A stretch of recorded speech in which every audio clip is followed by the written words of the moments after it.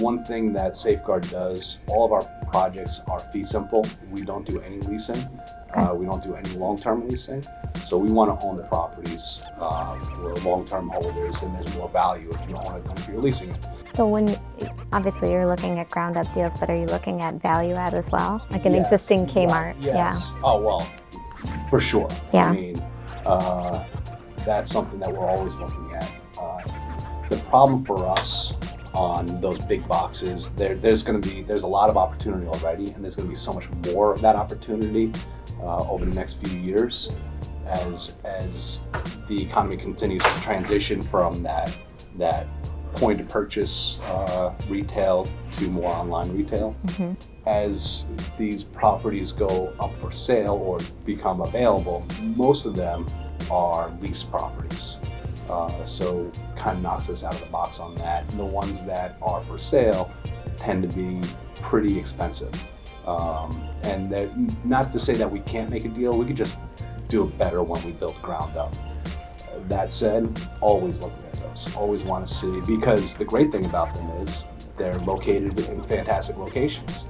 You know, they're great retail sites, which is what we like to be. We like to be on Main and Main, where, you know, what I love to say is where mom and dad drive by every day to drop off the kids at school and pick up their milk and eggs. I want them driving by my store, so that they need storage, they know where to go, and they recognize us. So what's the sweet spot deal for you today when you're looking at a development deal? What I want to do is build 75,000 square feet gross. If I could do that, I'm really happy. If I can go smaller than that, I will. I want to build it as small as I possibly can to get to my return threshold. That's not easy. That's, you know, in the market that we're in now, where construction costs are going up, cost of land is going up, our real estate taxes are going up. All those factors are going up much faster than we can push our rates. So in order to do these deals, a lot of the developers are building bigger and bigger and bigger in small markets, which is, I just will skip that. I won't do that deal. In some markets, depending on density, if it's a high density market, if it's an infill market where we know we can achieve the rates on a larger property, we'll do that. And I'll go larger. But my sweet spot is infill, urban, high density, you know, a 2-mile market with 100,000 people. From the point of a shovel goes in the ground, how long is it taking these days to build a project to CO? That's getting longer also. So historically, we would always say 12 months. There's such a demand for labor right now that that's slowing down.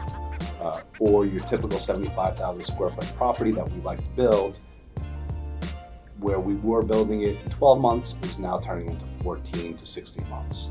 So that time is also pushing out, which of course that hits our returns also, just the cost of our equity carries starting to chew into that. So there's pressure on all sides. We try to manage it well. We have internal project teams, construction team, and that's what we're good at. And what about lease up? What we're seeing is we're getting really fast lease up out of the gate for the first 12 months. I have 2 stores in Miami that filled up to 65% in 12 months. And then now it's leveling off. So you're having people vacate, more vacates are coming up. You know, your average stay is still 8 to 12 months. So those folks who moved in the beginning are starting to move out, and it's if you were to graph it, it would go straight up and then really slow down like a hockey stick, a little bit of that curve. What we're doing though is we're doing that by really driving occupancy over rates and letting rates catch up once we stabilize. And if you look at Safeguard in all of our markets, we're typically the rate leader in most markets. Okay. And one of the ways we achieve that is by building smaller properties where we can lease up quickly and then drive rates. So we talked about New York for the Amazon article. Yes. And one thing that I found interesting was that for me, it would, population drives storage, right? It drives demand. But from your perspective, it was the opposite, where you were looking at high barriers to entry. It's both. You Yeah. know, if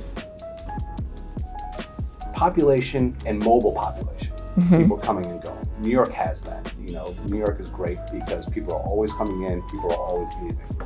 There's a lot of, it's kind of a staging point for people coming into the country, a staging point for entrepreneurs growing their business and then taking off from here. So there's always people moving into New York, always people moving out of New York.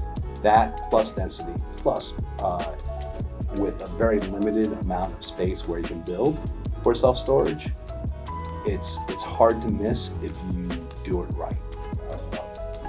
The most important thing is to not kid yourself on what your projections are, what you can build it for, what your lease-up time is. You know, a lot of times I see guys who are putting in 500 lockers, you know, or I've even seen, believe it or not, I've seen a property with 2,000 lockers. I mean, my ops guys would kill me if I even suggested it. It's kind of a running joke, you know, well, what's your unit mix? All lockers, 3,000 of them, because you just can't lease them up quickly. Over time, it works really well, but in the short run, it kills you on the lease up. So I think density is always what we look for. Growth markets is always what we look for. Chicago has been a little bit of a challenge for us because it has negative growth, and that's reflected in rates. You're seeing rates very stagnant in that municipality, and we have 15 properties, 16 properties there. So what are some of the challenges or operational efficiencies that you have to do now to keep them leased? One of the things that we do on the front end when we're underwriting it is account for some significant discounts going in. So on the lease-up side, we will benchmark to the market rate, and then we'll discount from there first year, second year, third year. And by the third year, anticipate lease-up stabilization. The other side of that is good locations. You know, that gets forgotten sometimes. A lot of merchant developers bring us CO deals or landing plans where I look at it and say, I would never buy a property over here for storage because nobody's gonna find you. You know, if out of sight, out of mind. Yet back to basics, you know, someplace where people pass by, see you, and when it's time to rent, know where it is. During the underwriting process, how are you using data today? Oh, it's a data-driven process. I need to know what my supply is. I need to know what the new supply is, so that way I can figure what my absorption is going to be. Rates are key. We want to know what I'm going to be earning on the property. I want to know what property's trading for in the market to see if my assumptions are correct or not. So we're checking every single data point like that as we go, making sure that we're not missing something. The worst thing that you can do is get into contract on a property and then realize that 4 other properties are coming out of the ground and we didn't know about it because we didn't do our homework. That's one of the unforgivable sins. You could do 10 good deals and 1 bad deal will be your last one. So I've learned that lesson over the years the hard way. So having good data is essential. And then finding the right markets is data driven. We're always looking at markets. We're always looking at micro markets. You know, we know in general where we want to be, but okay, we want to be in this city, in this state, but where can we go in this state? Well, now let's get down to the nitty gritty. Where is everybody? Where's our competition? Where are the people coming from? What are the demographics here? What are the rate trends here? Are we growing rates? Are we losing rates? And all of that goes into the decision making. How are you building the facilities today? We talked about square footage, but amenities. So one of the things that we're really excited about, we just opened up a property on Long Island, Valley Stream, Long Island. It opened a month ago. And we have the secure guard, which is really exciting. What is that for those that may not know? It's Bluetooth technology linked to your door, your unit, to the facility, so you can come in, use your Bluetooth to enter the facility, use your Bluetooth to unlock your unit. It's linked directly to your mobile device, and it's really very exciting. Our customers, we're getting great feedback on it. It's a very cool new technology to look at, and it's really taking it to the next step.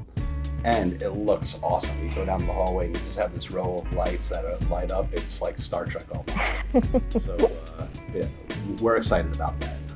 And that's bells and whistles kind of thing. It's the meat and potatoes of what we're doing. We're still building them very similar. We're spending a lot of time, a lot more money thinking about the exterior and the look of it. Municipalities are always very sensitive to that. They just pass an ordinance, or working on passing an ordinance from Florida, saying that they don't want the bright colors anymore. I saw that. That came up right after my Northwest 7th property opened. We call it confident yellow, and it's confident. You see it, you go over the hill and boom, it's right there.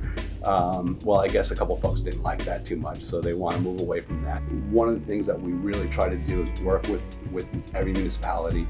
We have our standards, and then we know that just because it's standard doesn't mean that's what it's going to look like at the end. It's really a give and take with the municipality and working with them, giving them something they're comfortable with. And I like that too, because listen, these are going to be my neighbors, and they're going to be my customers. I want a property that people look at and say, oh, that's a good one.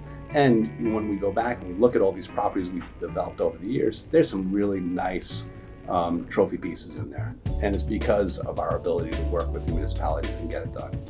On the inside, it's storage. It's 5x5 grid. We try to stay on that grid. It's standard 10x10 structural steel and concrete and all that good stuff. Building it very similar to the way we built it 10, 15 years ago. All climate control, all inside. Some drive up sometimes if it lends to it, but really our focus is climate control interior units.